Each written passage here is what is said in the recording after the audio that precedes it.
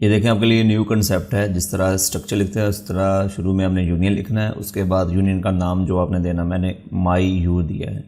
इसके अंदर ये दो वेरिएबल्स बनाए हैं, एक करैक्टर का और एक बनाया है इंट। ठीक है, अपनी मर्ज़ी से कोई भी वेरिएबल बना सकते हैं। स्ट्रक्चर में तो ये होता है कि हर वेरिएबल को अलग अलग उसकी स्पेस मिलती है, जगह मिलती है, उसमें उसकी वैल्यू स्टोर होती है। यूनियन में ये होता है कि एक ही मेमोरी है। अब आप सोचेंगे कि एक ही मेमोरी इन दोनों में से किसकी होगी, जो इसमें से बड़ा मेमोरी कैप्चर करता है। इंट की मेमोरी एलोकेशन होगी, उसके अंदर ही ये वाले वेरिएबल को जगह दी जाएगी। यानी कि एक ही मेमोरी के दो नाम है और उसकी डाटा टाइप डिफरेंट है, इसे कहते हैं यूनियन। अब देखें जब ये कोड इतना चलेगा तो मेमोरी में होगा क्या, वो चीज़ मैं आपको दिखाने लगा हूँ। अब देखें कि ये नाम रखा, ये इसका मेमोरी में इस तरह एक बहुत बड़ा सा सेल बन गया। उसके अंदर जो है एक मेमोरी सेल बना है, और क्योंकि इंट सी करैक्टर डाटा टाइप है, इससे ज़्यादा बाइट ये इंट लेता है, तो इसलिए इसका सेल बन गया। अब एक ही सेल के दो नाम है, ये एक्स और ये करैक्टर वाला सी, जो हमने दो वेरिएबल बनाया एक ही लोकेशन के।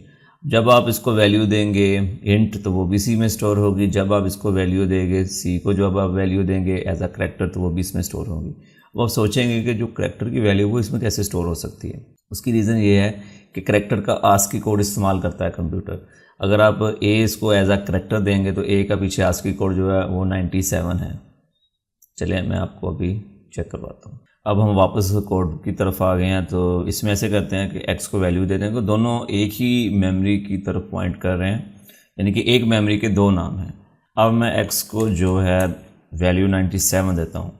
अब देखें कि मैंने कहा था कि उसका मेमोरी में सेल बनेगा जिसका बाइट्स ज़्यादा होंगे, यानी कि जो ज़्यादा मेमोरी कैप्चर करता है ये जो मेमोरी सेल होगा ये उसका होगा, उसके अंदर छोटा फिर मेमोरी सेल वाली वैल्यू स्टोर होगी। अब देखें ना, इन दोनों में बड़ा मेमोरी सेल ये इंट का है, तो इसमें वैल्यू किसकी स्टोर होगी, ये करैक्टर की। ये 97 मैंने इसको वैल्यू दे दी है, लेकिन इसको वैल्यू ऐसे हम दे नहीं सकते। इसके लिए हमें करना क्या पड़ेगा, एक इसका ऑब्जेक्ट बनाना पड़ेगा। इसका ऑब्जेक्ट बना लेते हैं। अब यू के अंदर क्योंकि एक्स है, ये इस तरह डॉट ऑपरेटर इस्तेमाल करके अब इसको वैल्यू मिल गई है। अब आप देखें वैल्यू तो हमने एक्स को दी है, जैसे ही हम सी को प्रिंट करेंगे तो सी जो 97 आस्की कोड जिसका होगा ना, सी आउट और यू डॉट सी। अब देखें सी को मैं प्रिंट कर रहा हूँ, दोनों तो एक ही मेमोरी में है ना। जब सी के अंदर वैल्यू किस करैक्टर की है, इसकी 97, जब वैल्यू इस सी के थ्रू आप रीड करेंगे क्योंकि इसकी डाटा टाइप करैक्टर है, तो वो इसको एज अ करैक्टर ट्रीट करेगा, वो आस्की कोड समझेगा इसको और वो वाला करैक्टर वो प्रिंट कर देगा। ये देखें ए प्रिंट हो गया। वैल्यू तो हालांकि हमने दी है एक्स को, तो सी सेम उसी मेमोरी का दूसरा नाम है, लेकिन इसकी डाटा टाइप डिफरेंट है। लेकिन यहाँ पर अगर आप जस्ट एक्स कर देते हैं तो एक्स से सेम वही वैल्यू, क्योंकि वो इंटीजर है तो इंटीजर का इंटीजर ही जो है वो प्रिंट हो जाएगा। ये नहीं, मैं आपको चला देता, ये देखा 97। तो अगर आप कोई और करैक्टर प्रिंट करवाना चाहते हैं आस्की कोड में से देख लें, वो यहाँ पर इसको एक्स को वो वैल्यू दे दें, ये देख लें। अब इससे अगला जो करैक्टर होगा, अभी देखें 98 ही हो रहा है, लेकिन हम इसे करैक्टर के तौर पर इस्तेमाल करना चाहते हैं सी, जो इसके अंदर वेरिएबल है। तो अब जो करैक्टर होगा बी, देखें ये बी आ गया।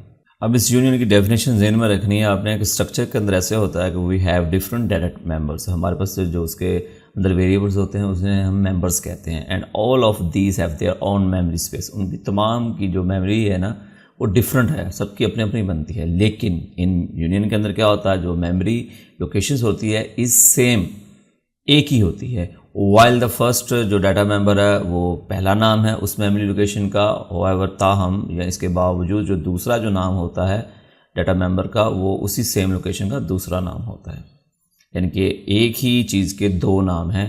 तो ये आपने ज़हन में रखा है, इसे आप यूनियन कहते हैं। जब कभी आप किसी प्रोग्राम के अंदर आप एक ही मेमोरी जो लोकेशन है उसको आप एज अ करैक्टर रीड करना चाहते हैं या आप उसे एज अ इंटीजर रीड करना चाहते हैं, तो तब यूनियन जो है बहुत ज़्यादा सेफ है, इस्तेमाल किया जाता है बड़े प्रोग्राम्स के अंदर। लेकिन इसका इस्तेमाल बहुत कम है, लेकिन स्ट्रक्चर का इस्तेमाल ज़्यादा है,